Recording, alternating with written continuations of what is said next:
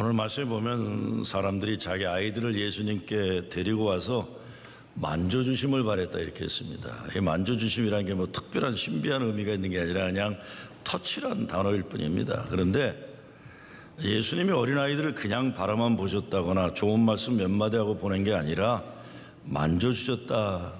이게 참 좋아요. 근데 그냥 만져준 게 아니고 안아주고 안수하고 축복하셨다고 성경은 기록하고 있습니다. 그러니까 그날 예수님 만난 아이들은 천하에 어마어마하게 행복한 아이들이었다는 것을 의미하고 있다고 저는 생각합니다. 이 이야기를 마가는 하고 싶은 걸 거예요. 그날의 그 아이들이 정말 평생 넘치는 행복으로 살았을 것이다 저는 생각해 봐요. 근데 이날 예수님의 제자들에게는 엄청 화를 내셨다는 걸 오늘 말씀에서 보게 됩니다. 영어로는 indignant 또는 displeased라고 번역되어 있으니까 불편하셨다 마음이. 우리 한국 성경에는 노하시다, 분노하시다, 화를 내시다 이런 내용으로 번역되어 있습니다. 13절을 보면 사람들이 예수의 만져주심을 바라고 어린이를 데리고 오며 제자들이 꾸짖거늘 이라고 되어 있어요. 이것이 이유입니다. 부모들이 아이들을 데리고 예수님에게 오는데 제자들이 아이들을 데리고 오는 거 보고 저리 가라고 야단친 거예요. 애들은 가 그런 거였죠. 그런 제자들에게 분노하셨다는 겁니다.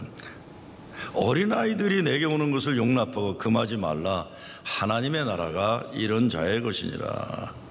그리고 계속 말씀하시기를 내가 진실로 내게 이르노니 누구든지 하나님의 나라를 어린아이와 같이 받들지 않는 자는 결단코 들어가지 못하리라 그랬어요. 그리고는 그 아이들을 안고 저희들에게 안수하시고 축복하셨다고 하는 겁니다.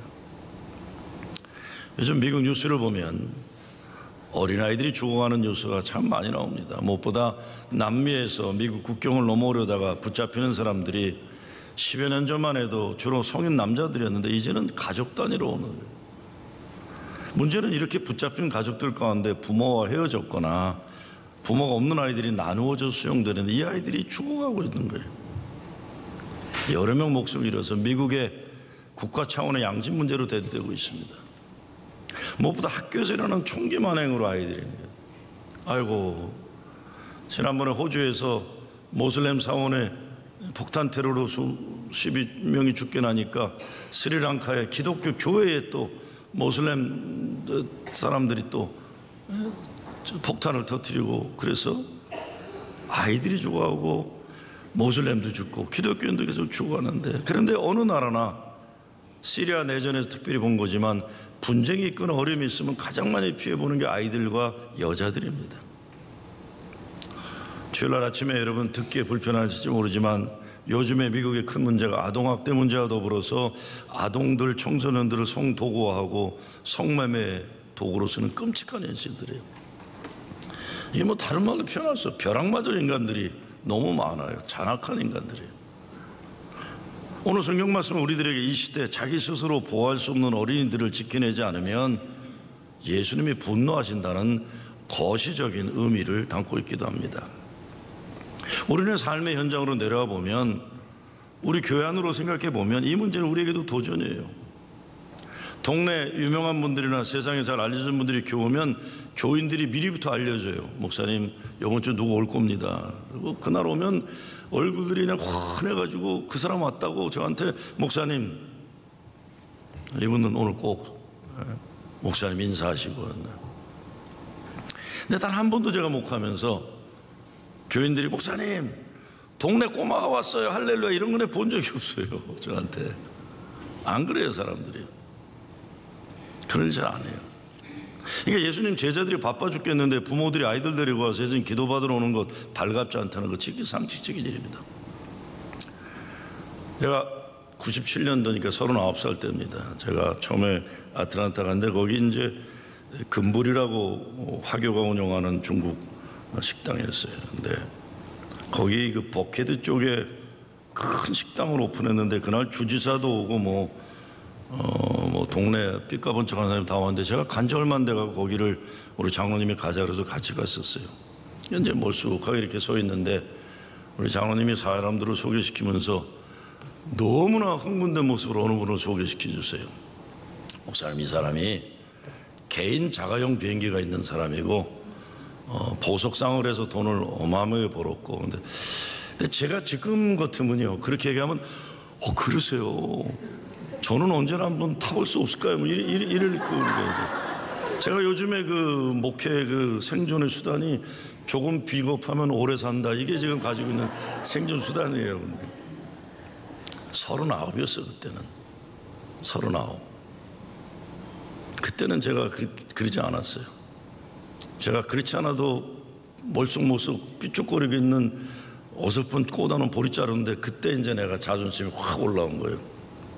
장로님, 이분이 어느 교회 다니는지 장로인지 권사인지 이런 걸 소개하시지 자가용 비행기가 어쩌고 이런 걸 왜 소개하십니까? 그 이후로 자가용 비행기 있는 분은 아무도 나한테 소개받는 적이 없었어요. 근데 이게 상식이에요. 우리들의 상식이에요. 예수님 바빠 죽겠는데 지금 예수님이 막 뜨는 때예요. 뜨는 때. 근데 이게 헌금도 못 내는 애들 데리고 오니까 지극히 상식적으로 그러는 겁니다. 근데 예수님은 제자들에게 어린아이들이 내게 오는 것을 용납하고 금하지 말라 하시는 겁니다. 제자들은 자기들이 알고 있는 세상 가치 기준으로 지극히 상식적인 일을 한 거예요. 예수님 시대에는 여자나 아이들은 숫자 계산에 들어가지 않으니까 5명에 5,000명 먹였다 그러면 성인 남성들이, 그러니까 숫자 계산에 들어가지 않는 그런 게 상식인데, 예수님은 이런 아이들이 하나님 나라의 주인들이니까 그들이 내게 오는 것을 용납하고 금하지 말라고 그러는 겁니다. 가정과 교회만큼은 어린아이와 같은 약한 자들이 소홀함을 받지 않고 환영받을 수 있는 곳이어야 합니다. 힘들어도. 그리고 나라의 역할은 어린아이와 같은 약자들을 지켜내야 하는 것이에요. 근데 우리가 사는 세상 상식으로 교회에서도 환영하는 사람들이란 세상적으로 능력이 있고 필요가 있고 도움이 되고 그런 사람들이, 근데 예수님은 별 볼 일 없고 돈도 별로 없어 헌금 내기도 쉽지 않고 별로 도움되지 않은 사람들이라고 해도 교회에서는 용납하고 환영하라는 말입니다. 저도 목사 노릇을 하다 보니까 어떤 때 내가 생각하는 어떤 문화적인 기준과 목회에 그 사람이 도움이 되는지 안 되는지 잣대가 있어요. 쓸모있는 사람이 좋은 것이고 도움되는 사람이 필요한 것이고, 우리같이 바쁜 교회에는 특별히 뭘 좀 알아서 자발적으로 잘하고 헌금도 착착 엄청 열심히 내고 무슨 설교에도 무조건 은혜 받고 그런 사람들을 선호하는 마음이 있어요.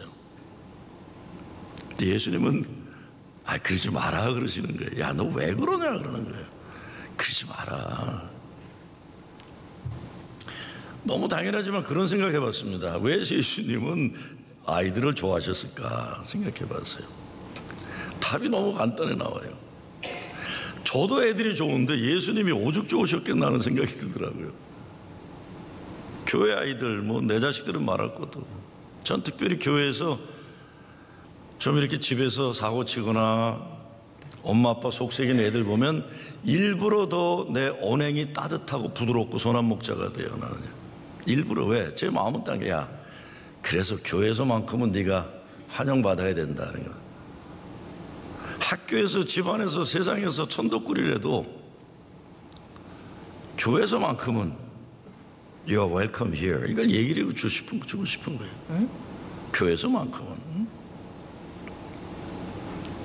아마 제자들이 아이들 오지 못하게 하니까 예수님이 야단치셨는데, 성경에는 안 나왔지만 예수님이 속으로 생각하실 건 아니면 나중에 제자들만 불러놓고 한마디 하실 거예요. 야, 애들이 오게 하고 니들이 가라 이놈들아 그랬을 거예요. 네? 니들이 가라 이놈들아 그랬을 거예요. 난 얘들이 좋다 그랬을 거예요. 로버트 콜즈라고 하버드에서 아동심리학 했던 분이, 가르치던 분이 The Spiritual Life of Children, 어린이들의 영성이라는 책을 냈어요. 여기에 보면 어린아이들의 천진난만한 기도가 여러가 모아있는데 몇 개만 뽑아드리면 이런 기도가 있습니다. 하나님, 내가 뭘 원하는지 다 아시는데 왜 기도를 해야 해요? 그래도 하나님이 좋아하신다면 할게요. 이렇게 돼 있어요. 사랑하는 하나님, 오른쪽 뺨을 맞으면 왼쪽 뺨을 대라는 건 알겠는데요, 근데 하나님은 동생이 눈을 찌르면 어떻게 해야 돼요? 그런 거예요. 동생이 눈을 찌르. 네. 하나님 부인 이름은 왜 성경에 안 나와요? 성경을 쓰실 때 결혼 안 하셨어요? 이렇게 돼요. 이게 좋은 게 하나 있어요. 하나님, 우리 옆집 사람들은 맨날 소리를 지르며 싸움만 해요. 아주 사이가 좋은 친구끼리만 결혼하게 해주세요. 이렇게 했어요. 하나님, 눈이 너무 많이 와서 학교에 못 갔던 날 있잖아요. 기억하시죠? 한 번만 더 그랬으면 좋겠어요. 그랬어요. 좀 심각한 것도 하나 있어요. 하나님, 착한 사람은 빨리 죽는다면서요. 엄마가 말하는 걸 들었어요. 저는요, 그렇게 착하지 않아요. 이렇게 했어요. 하나님, 남동생이 태어나게 해주셔서 감사합니다. 근데 내가 정말 갖고 싶다고 기도한 건 강아지예요. 이렇게 썼어요. 네? 이건 좀 심각한 거예요. 하나님, 사람을 죽게 하고 또 사람을 만드는 대신 지금 있는 사람들 그대로 놔두면 안 되겠어요. 이렇게 썼어요. 네? 예수님의 아이들을 이러니까 기뻐하시고 좋아하시는 거예요. 이런 순수하고 순전함이 하나님 나라에 들어가는 중요한 마음가짐이라고 하시는 거예요. 제가 어제 금요일이네요. 이제 연세 많은 남자들만 모시고 큐티를 했어요. 사실은 그동안 제 주장은 연세 많은 남자들은 큐티에 가망이 없다는 주장이었어요. 근데 연세 많은 분들이 양보를 안 하시더라고요. 우리도 가망이 있다 하셔서 모였는데, 제가 이렇게 금요일 저녁에 만나고 느낀 게, 80 넘으셔도 어린아이시구나, 마음은. 무슨 말인지 아시죠? 80이 가까워도 남자들이라고 해도 예수님 만나고 만져지고 사랑받고 싶은 어린아이는 똑같은 거구나. 똑같은 거나. 아이고, 제가 어저께 그냥 결혼한다는 젊은이들 결혼 상담하다가 신부감이 우는 바람에 같이 울고 말았어요. 그래서 내가, 야, 이거 나 울면 안 되는데 너 때문에 울었다. 오늘 다 파토다 그랬어요. 그 말은 뭐냐면, 우리 속에는 다 어린아이가 있는 거예요. 엄마가 보고 싶은 마음, 아빠가 보고 싶은 마음, 예수님께 만져주신 마음 다 존재하고 있는 거예요. 그러니까 나이 많은 남자들도 큐티 하실 수밖에 없는 게 그런 거예요. 누구나 다 주님 손에 만져주고 싶은 마음들이 간절하기 때문에. 그러니까 예수님이 그런 사람을 좋아한다는 거죠. 아이들은 솔직해서 좋아요. 지하철 안에서 아이가 이리저리 돌아다니며 떠들고 그러니까 엄마가 사람들에게 민망하니까 조용해야지 그랬어요. 엄마가 이 세상에서 제일 싫어하는 사람 누구라고 했지? 그러니까 애가 가만히 생각하더니 아빠? 그러는 거예요. 아빠. 아이들이 가정에서, 교회에서 사랑받아야 세상 나가서도 당당하게 살 수 있습니다. 제가 요즘 자꾸 옛날 얘기하지만 전 내가 오늘 당당하게 살아가는 밑바닥에는 내가 어려서부터 가정에서 그리고 교회에서 받은 사랑이 있다는 생각을 많이 해요. 지난달 한국에 갔을 때 제 고향교회를 들렸는데, 제가 1973년도 미국에 왔으니까 46년 만에, 그동안 좀 다니기도 했지만 46년 전에 떠났던 교회예요. 근데 옛 친구들, 선배들 그대로예요. 그 추억, 그 사랑의 기억들이 오늘의 나를 당당하게 만들어갔다고 생각합니다. 우리 집이 가난하지도 않았는데 저는 학교만 갔다 오면 가방을 집에 던져놓고 교회에서 살았어요. 지금 생각하면 제가 교회 사람들을 참 좋아했던 것 같아요. 어디서나 기웃기웃거렸어요. 성가대 모임 기웃기웃거리면 야 들어와라 그러고 먹던 밥 반 나눠주고, 청년부 형들 모이면 기웃기웃거리면 수박 먹다가 잘라서 주고 그랬어요. 아무데나 껴서 놀았어요. 그런데 어느 누구도 나를 따돌리거나 그러진 않았어요. 참 신기해. 가난할 때인데 더 잘나눴던 것 같아요. 야 정호야 와라 그런 거예요. 지금도 나를 용납하고 받아주고 사랑함으로 사람으로 만들어준 모든 선생님들, 선배들, 친구들, 목사님들 생각하면 정말 감사하고 또 감사해요. 정말 오늘 나의 나됨은 바울이 말하는 오직 하나님의 은혜라만이 아니라 나를 사랑해준 교회의 사랑이라고 저는 얘기할 수가 있어요. 저는 우리 교회가 그런 교회 되길 바라요. 제 고향교회 사찰을 하시던 한 장로님이라고 계신데, 저는 지금도 그 장로님은 맨날 웃으셨던 것 같아요. 절에 가 그러지 않았어요. 이리 뛰고 저리 뛰고 항상 웃고 계셨고. 근데 이름은 밝힐 수 없는 강 선생님이라고 계셨는데, 여러 조건으로 여자가 좋아하기 어려운 우리 선배가 하나 있었어요. 나는 그 형님을 잊을 수가 없어요. 여름 성경학교만 되면 그분이 부르는 노래는 딱 하나였어요. 내 양말 빵꾸 났네. 빵꾸 난 내 양말, 빵꾸가 안 난 것은 내 양말 아니지, 뭐 이런 거 하는데, 근데 이번에 한국 가서 물어봤더니 그 형님도 장가 갔다라고 그러더라고요. 우리 중고등부 선생님 신성님이라 계신 노천현 선생님인데, 언제 가도 겨울에 가면 연탄 떼가지고 구들장 따뜻하게 놓고 담요 깔아서 발 집어넣게 하고 꼭 저녁 먹여 보내고 오셨어요. 우리 목사님은 우리 강신재 목사님 일찍 돌아가셨지만 어떻게 그 사택이 항상 열려 있었어가지고, 저희 집은 열리면 안 되지만 옛날 우리 목사님 사택은 열려 있었어요. 언제나 따뜻하고 부드러운 눈으로 사랑해 주셨고, 그 사랑이 지금도 나를 당당하게 살아가는데 큰 힘이 되는 겁니다. 여러분, 10년 후나 20년 후 우리 교회에서 자라는 아이들이 어디 가서 이야기하다가 나의 오늘은 프로징 제일교회에서 받은 사랑으로 가능했다, 이거 우리 교회 성공한 교회 되는 거예요. 그러면요, 성공한 교회 되는 겁니다. 어른들의 사명은 아이들을 보호해 주는 겁니다. 그리고 품어주는 거예요. 작게는 가정에서, 교회에서, 그리고 크게는 나라에서 그를 하는 거죠. 근데 예수님이 말씀하시는 어린이는 꼭 나이가 어려서만은 아닙니다. 그렇죠? 자기가 스스로 자기를 지켜내기 어려운 연약한 모든 존재들을 의미한다고 생각합니다. 이들을 지키는 것이 가정, 교회, 나라의 사명인 거예요. 아이들이 예수님께 가까이 오도록 어른들은 그들의 길을 열어줘야 합니다. 지극히 작은 자, 어린아이와 같은 존재들이 예수님께 오는 것을 용납하고 금지하지 않을 때에만 가정이나 교회가 하나님 나라가 될 수 있는 겁니다. 오지 못하게 하지 말라는 것만이 아니라 적극적으로 오게 하라는 말씀이기도 합니다. 근데 또 우리가 봐야 하는 건 예수님에게 자기 아이들이 만져지기를 갈망하는 부모들의 마음이에요. 왜 그랬을까요? 여러분 기억나시죠? 아들이 있는데 물과 불을 구별하지 못하고 자기를 해치는 아들을 좀 어떻게 해달라고 예수님께 산에 있다 산상 체험하고 내려오시니까 아버지가 와서 믿음이 없는 나를 용서해달라고 애걸은 아버지 이야기 기억나시잖아요. 그 아버지가 여러분들일 거예요. 그렇죠? 이방인 여자 있잖아요. 병 걸린 딸을 고치기 위해서 예수님을 찾아왔는데 예수님이 뭐라고 그래요? 이 밥상에 있던 거, 유대인들이 먹던 거 개 같은 이방인들에게 안 준다고 그러니까, 그러면 자존심 상해서 퇴하고 가야 되는데 이 엄마가 어떻게 해요? 주여 올소이다마는 상 아래 개들도 아이들이 먹던 부스러기를 먹나이다. 근데 예수님이 이렇게 믿음 좋은 사람을 천하에 못 봤다 그래요. 그 딸을 고쳐주시는 거예요. 모두 자식들 병 고치려고 예수님 찾아온 부모들이 이야기해요. 정말 오늘날 얼마나 많은 부모들이 자녀들을 살리기 위해서 자존심은 말할 것도 없고 뭐 어떻게 해서라도 예수님 앞으로 데리고 와서 만져짐 받으려고 하는 간절한 아픔, 이 교회가 알아야 되고 교인들이 알아야 되고, 제가 지난주 목회성에 들은 목사도 그거 방해나 안 해야 된다는 생각이에요. 저는 요즘 그 생각에 내가 방해나 하지 말아야겠다. 교인들이 하나님을 만나는 일에 내가 방해나 하지 말아야겠다. 근데 불행한 건 교회가 때로 방해하는 걸림돌이 될 때가 얼마나 많습니까? 가정에서 만드는 문제 무슨 재주로 교회가 다 해결하겠습니까? 그렇지만 가정에서 해결할 재간이 없으니까 부모들이 예수님께 만져짐을 위해 아이들을 데리고 왔다는 거예요.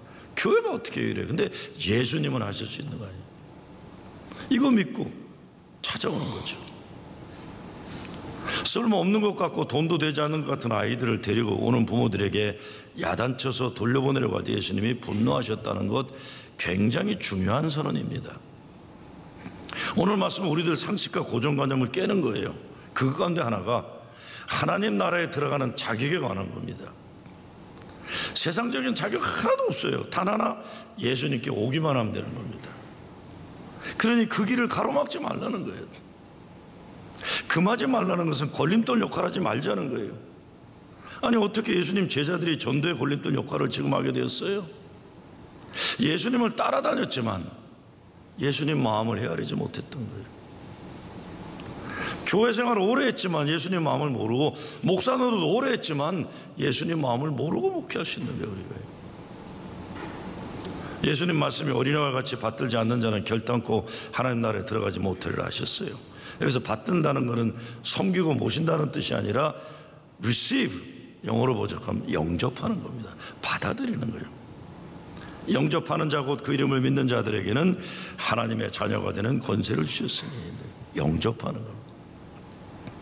믿음은 하나님의 말씀을 받아들이고 예수 그리스도를 받아들이는 것이 믿음인데, 받아들이지 못하면 신앙을 시작되지 않는 건데, 교회에서 사람을 받아들여야 막지 말고 구원에 이룰 수 있는 전도가 가능한 것이죠. 예수님은 아이들을 안아주셨어요. 누구라도 어떤 죄인일지라도, 아이들 취급당하고 사람 취급받지 못하는 사람일지라도 주님께 나아가면 안아주신다는 겁니다. 우리 모두가 돌아가서 안겨할 품은 예수님이에요. 나이와 상관없어요. 계속 말씀 묵상하세요. 큐티하시자는 거예요. 우리 자녀들을 데리고 갈 것도 예수님 품이에요. 저는 새벽에 우리 교회 자녀들에서 기도할 때 빠지지 않는 기도가, 하나님 우리 교회에 속한 자녀들마다 저희들의 생각과 뜻이 주님을 향하게 도와주시고 발걸음이 주님을 떠나지 않게 해주시옵소서. 삶이라는 건 치열한 싸움이에요. 근데 우리가 안식을 누릴 것은 주님이에요. 주님. 예수님이 아이들을 안수해 주시고 축복해 주셔요. 우리 자녀들이 축복을 받기 원한다면, 행복하기 원한다면, 주님께 안기움 받고 안수 받고 주님의 축복을 받는다면 이것보다 더 큰 행복이 어디에 있겠습니까? 사람을 변화시키는 것은 예수님처럼 어린아이를 안아주고 축복 안수기도 할 때 일어나는 사랑의 역사예요. 주 예수 크신 사랑 늘 말해 주시오. 평생에 듣던 말씀 또 들려주시오. 찬송가니까 우리는 말해주고 또 들려주는 역할이에요. 그러면 예수님 그 사랑이 죽은 사람도 만져서 살리고 포기된 인간도 만져서 일으켜준 능력의 역사하는 겁니다. 그러니까 우리가 능력 있어 사람을 전도하는 게 그냥 야 교회만 와라, 야 교회 같이 가자, 그것만 하는 거예요. 내가 뭐 세게 기도했더니 뒤집어졌다 이게 아니라 교회 오다 보면 예수님이 알아서 하시는 역사가 일어나겠죠. 이 시대 가장 큰 문제는 가정의 파괴라고 할 수 있어요. 가정의 파괴는 사랑해야 할 사람들이 사랑하지 않는 것이고, 사랑받아야 하는 사람들이 사랑을 받지 못하니까 아파하고 미워하고 병들고 죽어가는 겁니다. 사랑 쉽지 않죠. 쉽지 않아요. 그래도 이것이 하나님이 원하시는 것이, 예수님이 이를 위해 십자가 달려 돌아가셨기 때문에 예수 믿는 우리들은 이 명령에 순종하는 것뿐입니다. 오늘 목회성에 제가 쓴 내용이에요. 어린이가 입기 좋은 옷은 비싼 것이 아니라 입고 마음대로 놀 수 있는 옷이다. 어린이가 살기 좋은 집은 깨끗한 집이 아니라 마음대로 장난할 수 있는 집이다. 어린이가 살기 좋은 가정은 도덕적으로 완벽한 가정이 아니라 흠이 있어도 이해하고 감싸주는 가정이다. 어린이가 다니기 좋은 학교는 지식을 많이 얻을 수 있는 경쟁마당이 아니라 많은 것을 경험할 수 있는 놀이마당이다. 어린이가 살기 좋은 세상은 지식과 물질이 넘치는 것이 아니라 사랑하고 꿈꾸기 좋은 세상이다. 누가 썼는지 제가 몰라요. 그냥 어서 받은 건데 어린이날을 축하함이라고 쓴 글이에요. 저하고 아주 가깝게 지내던 노정선 박사라고, 노경선 박사라고 계세요. 그분이 한국 의사들이 선정한 최고의 어린아이들을 위한 상담가예요. 청소년 상담가인데, 그분이 오래전에 써서 베스트셀러가 됐던 아이를 잘 키운다는 것 책이 있어요. 그분은 이제 부인이, 옛날 부인이 워낙 그 유명한 음악가라서 많이 다니는 바람에 애들 어릴 때부터 노 박사가 아이들을 키우셨어요. 그래서 항상 내 관심은 아이 잘 키우는 거라고 항상 아이들을 키우신 분인데, 그분이 그 책에서 이런 말을 해요. 김춘수 시인의 꽃을 인용하면서 우리 아이들이 많은 부모들에게 꽃이 되기를 바라는 마음이라 했어요. 우리 아이들 있잖아요. 근데 그 아이들이 꽃이 되기를 바라는 마음인데, 여러분 김춘수의 꽃이라는 시가 어떻게 됩니까? 내가 그의 이름을 불러주기 전에는 그는 다만 하나의 몸짓에 지나지 않았다. 내가 그의 이름을 불러주었을 때 그는 나에게로 와서 꽃이 되었다. 잘 아시는 내용이에요. 가정에서 부모들이 아이들을 아름다운 꽃이 되게 이름을 불러주라는 것이죠. 그냥 이거 먹어라 이런 게 아니에요. 공부 잘했냐 이게 아니라 이름을 불러줘요. 이름을. 그 이름 속에 담겨있는 부모의 사랑, 하나님의 기대, 이름을 불러요. 성 어거스틴이 하나님은 우리를 사랑하심으로 사랑스럽게 만드셨다는 말이 그겁니다. 사람은 사랑을 먹고 자랍니다. 우리 아이들도 사랑을 먹고 자라야 돼요. 그 성경 말씀에 보면 하나님이 우리를 먼저 사랑하셨다는 말씀인 거예요. 사랑하셨다. 마더 데레사가 사랑의 성스러운 제목으로 가정에서 사랑이 필요하다는 걸 이렇게 썼습니다. 멀리 있는 사람들을 사랑하는 것은 오히려 쉽습니다. 그러나 우리에게 가까이 있는 사람들을 항상 사랑하기란 쉽지 않습니다. 음식으로 배고픔을 달래주는 일은 사랑받지 못한 외로움과 아픔을 달래주는 일보다는 쉽다는 것을 가정에서도 보게 됩니다. 여러분의 가정에서 사랑을 가져오십시오. 이곳이야말로 우리 서로를 위한 사랑이 시작되는 장소이니까요. 그래서 가정은 이거로 존재하죠. 세상에 나가서는 별별 소리를 다 듣고 살아도 집에 오면 I love you, we love you, 내가 너 사랑한다, 하나님이 사랑하신다, 하나님이 너 아직 포기하지 않으셨다, You are still lovable, 너에게 아직 소망이 있다, 이 말 해주는 거예요. 가정마다 문제가 하나씩 다 있고 애들 한 놈씩 부모 속썩기는 다 있어요. 여러분 부모들도 보면요, 못돼 먹은 부모들 우리들이에요. 우리들. 제가 이렇게 목회하다 보면요, 어느 분들이 아들이나 딸 얘기를 막 해요. 야, 참 훌륭한 자녀를 두셨구나. 그러다 내가 물어봐요.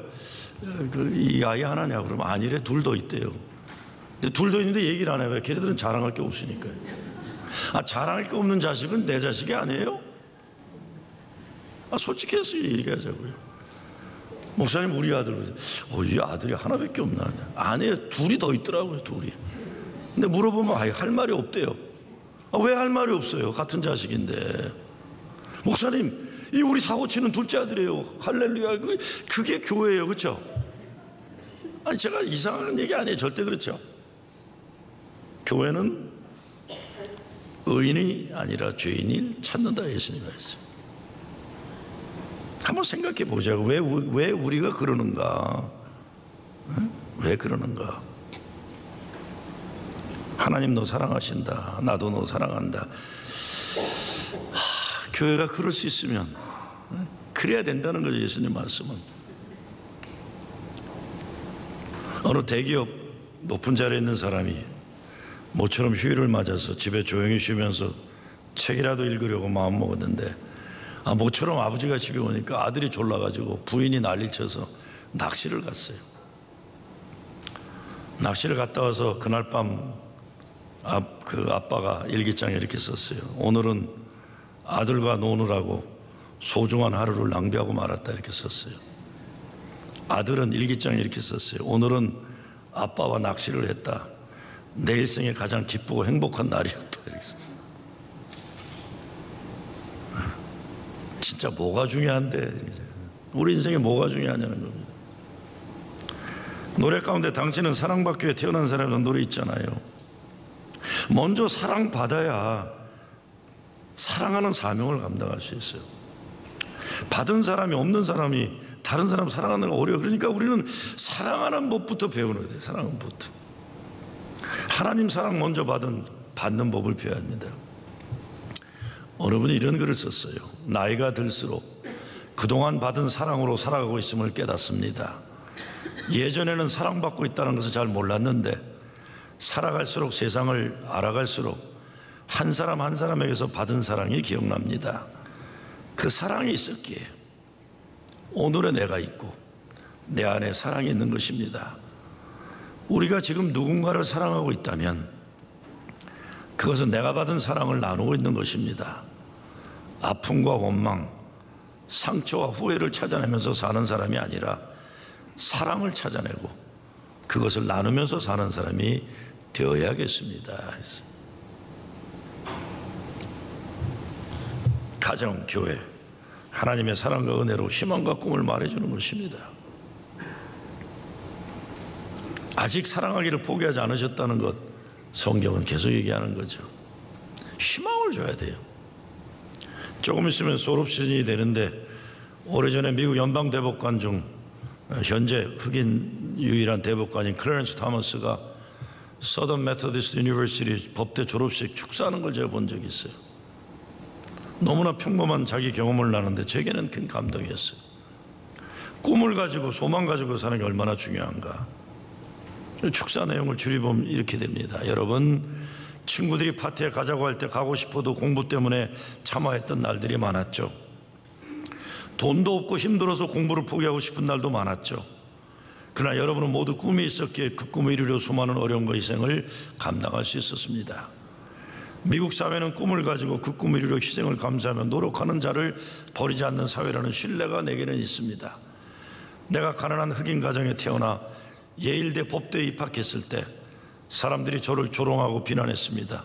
흑인이 무슨 변호사가 되냐, 적당한 직장 잡아서 돈이나 벌라고 비웃었습니다. 예일대학 법대를 졸업했어도 흑인인 제게는 좋은 직장이 주어지지가 않았습니다. 그 당시 직장에서 퇴짜 맞은 편지들을 저는 제 지하실에 소중히 보관하고 있습니다. 결국 이름도 들어보지 못한 회사에 취직했을 때 사람들이 기껏 그 정도 그 직장을 잡으려 고생하며 공부했느냐고 조롱했습니다.